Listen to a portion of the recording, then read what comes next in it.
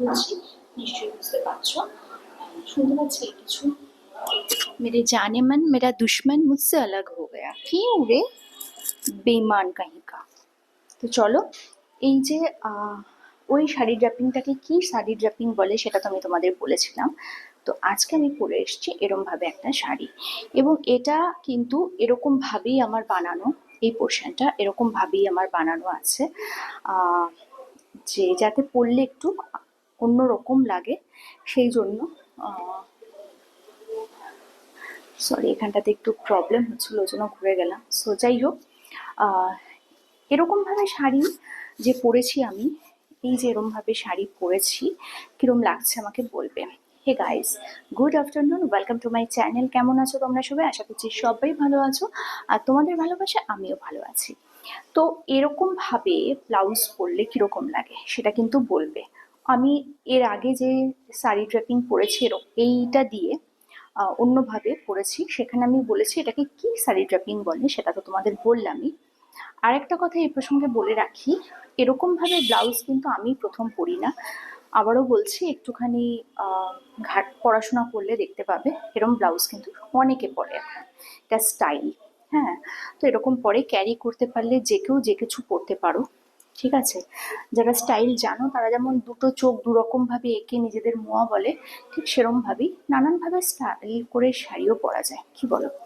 তো যাই হোক, এই যে এরম ভাবে পরেছি শাড়িটা, এটা হচ্ছে আমার স্পেশাল মানুষদের জন্যই পরেছি আমি এটা, যারা আমাকে ভালোবাসে, ভালোবেসে কমেন্ট করে, আমার ভালো চায় তাদের।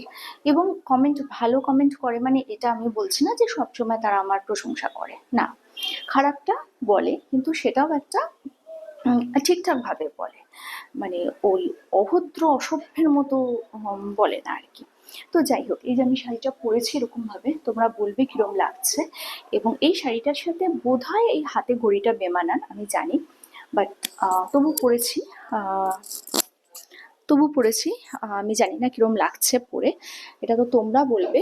একটা সাজেশন, সেই জন্য এতগুলো কথা জিজ্ঞেস করছি, যে আমি শাড়িটা পরেছি, আমি যে উইথ স্ট্র্যাপ ব্রালেট পরি, আহ, তাতে ভালো লাগে না স্ট্র্যাপলেস ব্রালেট দিয়ে পরলে বেশি ভালো লাগে?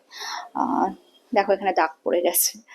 সো যাই হোক, স্ট্র্যাপলেস ব্রালেট দিয়ে পরলে বেশি ভালো লাগে না উইথ স্ট্র্যাপ ব্রালেট দিয়ে পরলে বেশি ভালো লাগে? সেটা তোমরা একটু আমাকে বলবে। অ্যান্ড এরমভাবে যে আমি এই পিসটা দিয়ে এটা বানিয়েছি, সেটা কিরম লাগছে, এটা এরই পিস, বুঝতেই পারছো কিরম লাগছে। শাড়িটাকে আমি এরকমভাবেও পরতে পারি। এক সেকেন্ড দাঁড়াও, এত গরম না, মাইক্রোফোন